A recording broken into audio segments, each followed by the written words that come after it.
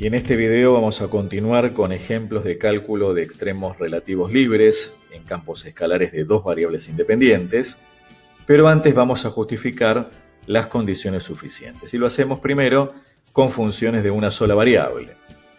Partimos de la fórmula de Taylor de grado 2 en un entorno de A para una función f que suponemos continua y derivable en un entorno de A.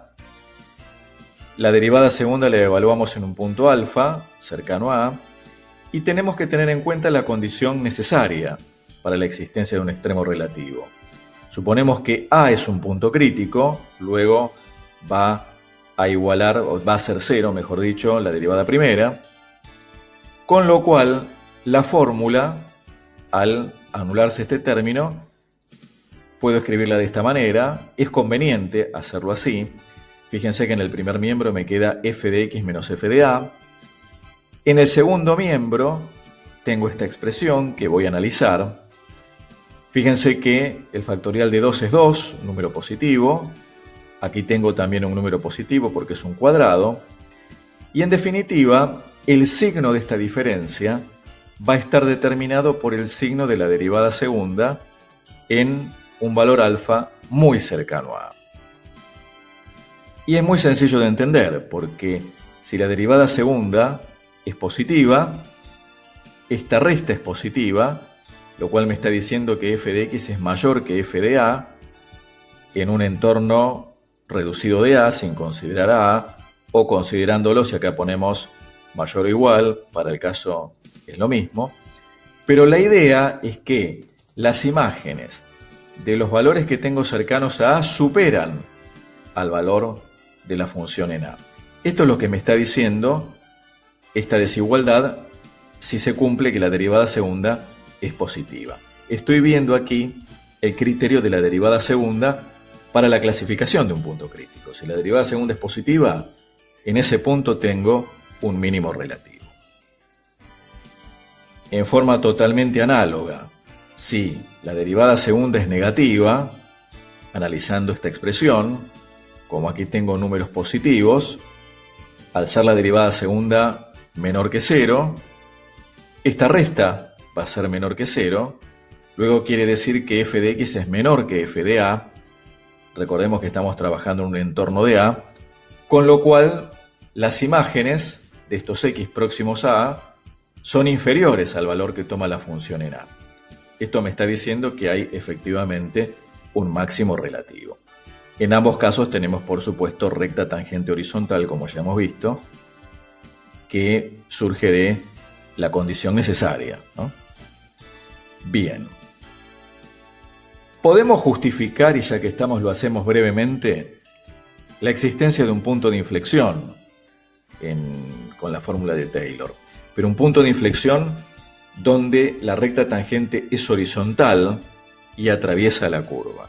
Estamos analizando ese caso, porque podría tener punto de inflexión donde la recta tangente es oblicua. Pensemos entonces, repito, en la justificación, a partir de la fórmula de Taylor, de un punto de inflexión donde la recta tangente es horizontal. Aquí consideramos la fórmula de Taylor de grado 3, evaluamos la derivada tercera en alfa, punto alfa cercano a A. Se dan estas dos condiciones.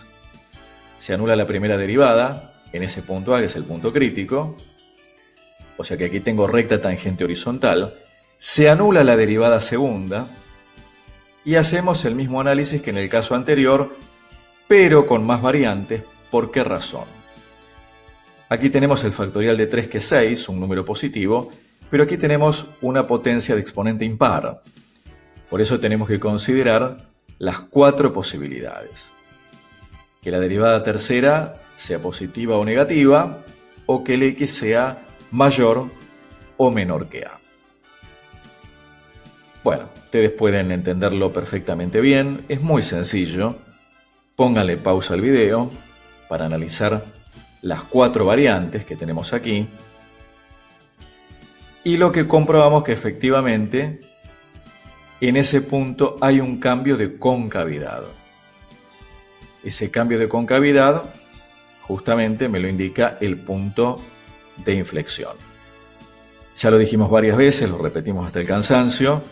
Tenemos recta tangente horizontal, pero no es un extremo. Tenemos esta situación donde la función viene de ser convexa y pasa a ser cóncava, o bien esta otra. Se sugiere que le pongan pausa al video para ver las 4 posibilidades. Y se puede generalizar el estudio si se anulan las n-1 primeras derivadas en x igual a a. Aquí supusimos que se anulaban la derivada primera y la derivada segunda, pero en esta situación me queda la fórmula de esta manera. La idea es ver qué pasa con esta diferencia, el signo que tenga esta diferencia, según la paridad de n. En el caso de ser n par, y en esta situación vamos a tener o bien un mínimo relativo o un máximo relativo. Si n es impar, vamos a tener las 4 variantes que acabamos de ver para el punto de inflexión. Esto se puede ver con un ejemplo rápidamente. En el caso de esta función, f de x igual a x a la cuarta, la primera derivada que no se anula, en este caso en 0, porque el problema lo tengo en 0, es la derivada cuarta. En 0 efectivamente tenemos un mínimo relativo. En esta función, x menos 1 a la quinta, la primera derivada que no se anula en el punto 1, 0, es la derivada quinta. Por eso aquí voy a tener un punto de inflexión. Es conveniente que ustedes hagan después los gráficos de estas funciones para convencerse. Y algo más. Si consideramos la fórmula de Taylor de grado 2 para estudiar la concavidad, fíjense lo que ocurre. De nuevo, fórmula de Taylor, grado 2, alfa cercano a A, función continua y derivable en un entorno de A. Pasamos al primer miembro f de A, o sea que aquí nos queda esta diferencia, que es el incremento de la función, lo que llamamos delta f. Acá tengo el diferencial de la función ya estudiado y me queda este término que involucra a la derivada segunda en un punto cercano a A. Entonces es conveniente reescribir esta fórmula de esta manera. Tener en el primer miembro la diferencia entre el incremento y el diferencial. Y ver qué signo tiene esta diferencia. Como ustedes pueden apreciar, igual que en el caso anterior, aquí me queda el factorial de 2, que es 2, un número positivo, porque aquí tengo x menos a elevado al cuadrado. O sea que el signo de la derivada segunda va a determinar el signo de esta diferencia. Si la derivada segunda es positiva, como en este caso que estamos mostrando, el incremento va a superar al diferencial. Y lo estamos viendo aquí en el gráfico para poder comprender lo que ocurre, ¿no? Repito, si la derivada segunda es positiva, estoy en esta fórmula. Esta diferencia va a ser positiva, el incremento va a superar al diferencial, es decir, si yo estoy en el punto A y tomo este incremento h, este es el incremento de la variable independiente, el incremento de la función es este es el diferencial, el incremento según la recta tangente. Cuando este incremento de la función supera al diferencial, yo lo que observo es que la gráfica está por encima de la recta tangente. Y voy a tener una concavidad en sentido positivo, lo que se llama función cóncava hacia arriba o simplemente cóncava. Y con un razonamiento similar, si la derivada segunda es negativa, podemos observar en esta expresión que al tener aquí un número positivo, o nivel 2 también es positivo, voy a ver que esta diferencia resulta menor que 0, con lo cual el incremento de la función es menor que el diferencial. Al observar el gráfico, vemos que la curva está por debajo de la recta tangente en el punto A f de A, y decimos que en ese punto la función es convexa, cóncava hacia abajo, o bien decimos que es cóncava negativa. Si la derivada segunda fuera 0, la recta tangente atraviesa la curva, ese punto es un candidato a ser de inflexión, hay que hacer un análisis del cambio de signo, en un entorno de A. Vamos a verlo directamente con un ejemplo rápidamente. Tenemos una función polinómica, sacamos la derivada primera, la igualamos a 0. Aquí tenemos los puntos críticos, los clasificamos según el criterio de la derivada segunda. Vemos que en 1 menos 1 tenemos un mínimo relativo, en menos 1, 1 un máximo relativo. Luego igualamos a 0 la función derivada segunda, llegamos a que se anula en 0, y como es una función polinómica nos podemos alejar un poco más de 0, no demasiado, pero comprobamos que efectivamente hay un cambio de signo en la derivada segunda en un entorno de 0. Conclusión, el punto 0,1 es de inflexión. Y la justificación de la condición suficiente para la clasificación de los puntos críticos en funciones de dos variables independientes es totalmente análoga al caso de una variable. Partimos de la fórmula de Taylor que involucra a las derivadas segundas. La tenemos escrita aquí. Aquí podemos distinguir el diferencial total, el diferencial segundo que está entre corchetes, el término complementario. Y si partimos de que el punto AB es un punto crítico, se anulan las dos derivadas parciales primeras. Me queda entonces la expresión de esta manera. Nos conviene pasar al primer miembro f de AB. Me queda aquí una diferencia cuyo signo va a depender justamente de esta expresión que tengo entre corchetes, que es el diferencial segundo. Si esta diferencia es positiva, esto me está indicando que f de AB, o el punto AB, f de AB es un mínimo relativo, es el menor valor que toma la función en un entorno.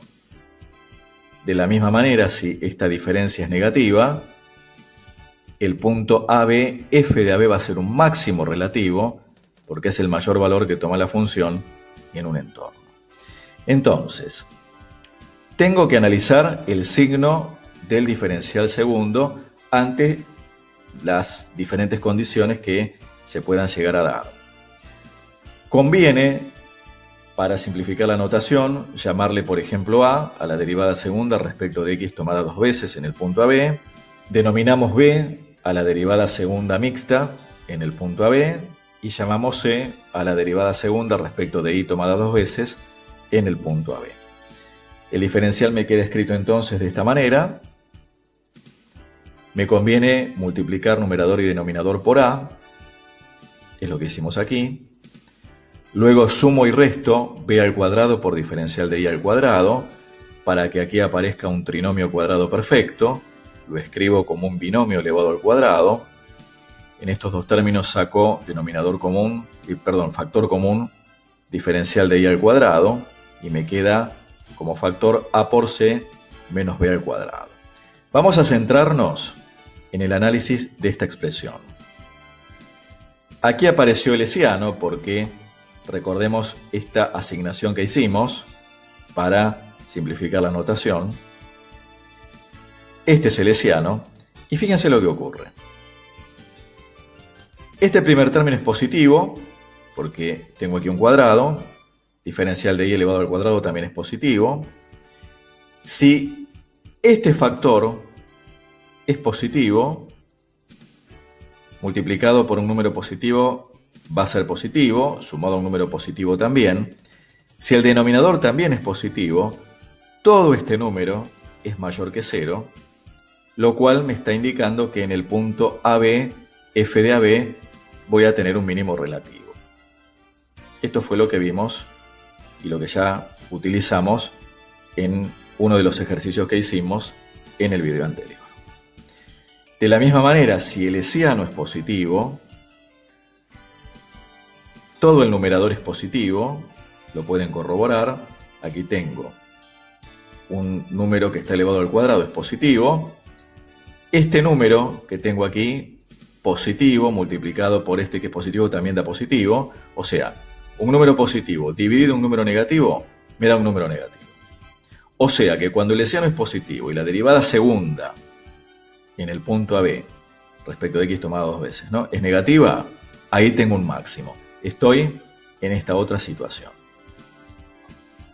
Aquí estoy justificando justamente la regla que ya utilizamos. Repito, si el hessiano es positivo, dependiendo del signo de la derivada segunda respecto de x tomada dos veces, tendré un mínimo o un máximo. ¿Por qué puedo afirmar esto? Porque puedo asegurar el signo de esta expresión. No voy a poder asegurar el signo si este factor es negativo, porque dependiendo de estos valores, podrá superar o no al primer término.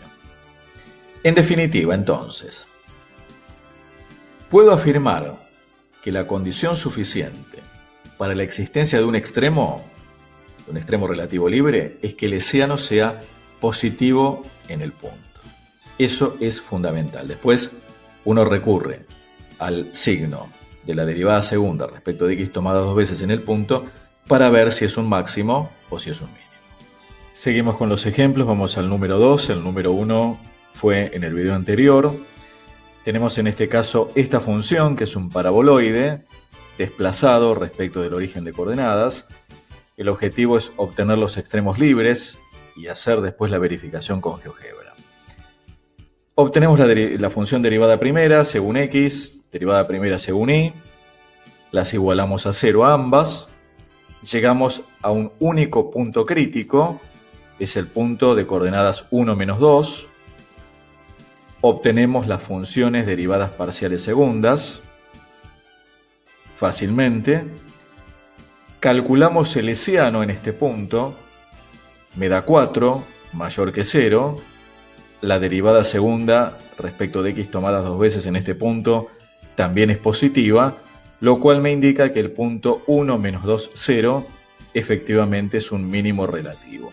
Aquí ya lo tenemos graficado, es un paraboloide que abre hacia arriba, y ese punto de coordenadas 1 menos 2, 0, que lo tenemos indicado aquí, ahí lo ven,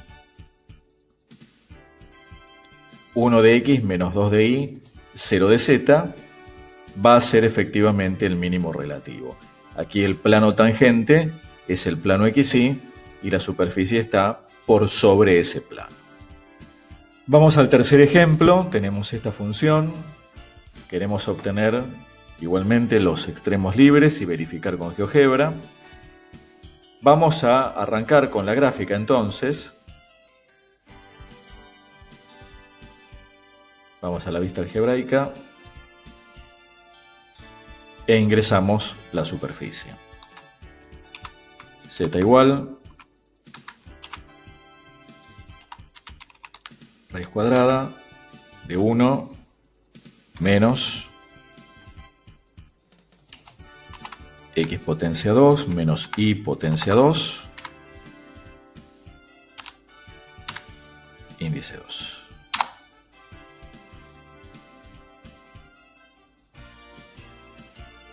Vemos que es la mitad de una superficie esférica, una semiesfera. Ahí está. Y queremos obtener primero los puntos críticos y después clasificarlos. Derivada parcial primera según x, llegamos a esta expresión. Según y, lo mismo. Las igualamos a 0. Llegamos a que el punto 0, 0 es un punto crítico y lo tenemos que clasificar, para lo cual obtenemos las derivadas parciales segundas. No es nada complejo, pero laborioso en cuanto al cálculo. Y llegamos entonces a que la derivada parcial segunda respecto de x tomada dos veces en 0, 0 me da menos 1. La derivada segunda mixta da 0. La derivada segunda respecto de y tomada dos veces da menos 1. El hessiano entonces va a dar 1 mayor que 0, esto me está indicando que hay un extremo, y como la derivada parcial segunda respecto de x tomada dos veces en 0, 0 es negativa, quiere decir que este punto 0, 0, 1 va a ser un máximo relativo. Tengo que encontrar la imagen de 0, 0 a través de la función. Cuando x vale 0 e y vale 0, la función asume el valor 1. O sea que estoy justamente en este punto de acá. Podemos ingresar ese punto, el punto P. Tiene coordenadas 0, 0, 1. ese es el máximo de esta función. Ahí lo vemos. Podemos corroborar con deriva y las derivadas, porque esto es muy engorroso. Hallar las derivadas parciales primeras y en especial las derivadas parciales segundas. Ingresamos entonces la función.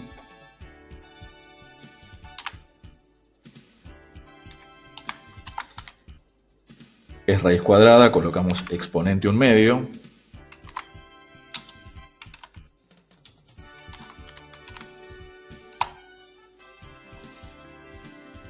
Y pedimos entonces la derivada parcial primera respecto de x.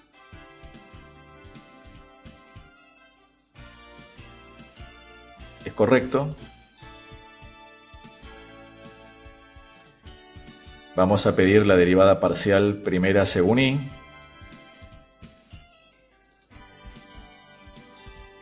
Correcto. Es esta. Y ahora vamos a la derivada segunda. Derivada segunda respecto de x tomada 2 veces.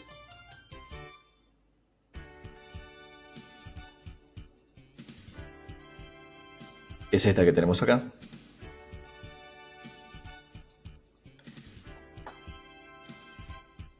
Derivada segunda respecto de y tomada 2 veces. Aquí está. Es esta que tenemos acá. Y tendríamos que derivar esta expresión respecto de y.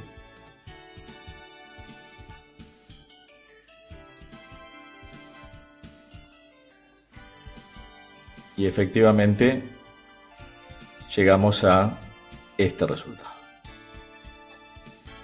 Es muy conveniente el uso de esta herramienta para obtener las funciones derivadas parciales, sobre todo cuando es laborioso el cálculo. Vamos a un cuarto ejemplo. Tenemos esta función, reconocemos que es un paraboloide hiperbólico. La idea es obtener los puntos críticos y clasificarlos. Entonces, hallamos las derivadas parciales primeras, las igualamos a 0, el punto 0, 0 es el único punto crítico, obtenemos las derivadas parciales segundas y las evaluamos en este punto. En este caso son funciones constantes, o sea que el hesiano en 0, 0 ya puedo armarlo, hacer la cuenta y ver que me da menos 4. Que el hesiano sea negativo me está indicando que el punto 0, 0, 0, cuando x vale 0 e y vale 0, la función asume el valor 0. Este punto es un punto silla o punto de ensilladura. Vamos a graficar este paraboloide hiperbólico.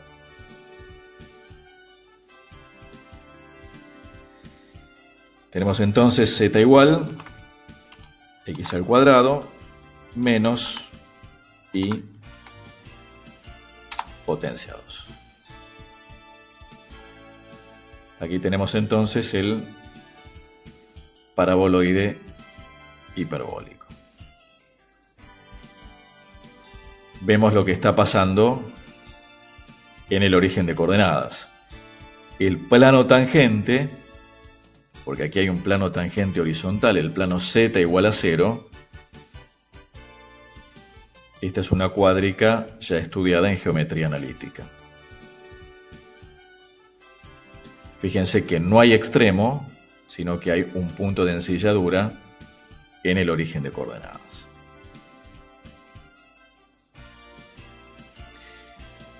Vamos a un último ejemplo. Tenemos una superficie cónica. Vamos a graficarlo directamente en GeoGebra.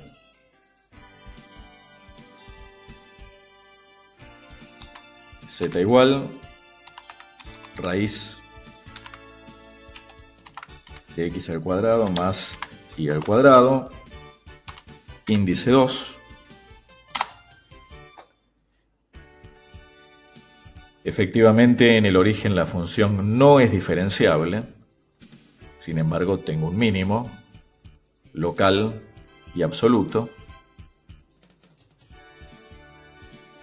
Y aquí no podemos utilizar la técnica de los ejercicios anteriores precisamente porque la función no es diferenciable. Sin embargo, aquí, como ustedes pueden apreciar, en el vértice del cono, efectivamente tenemos un mínimo.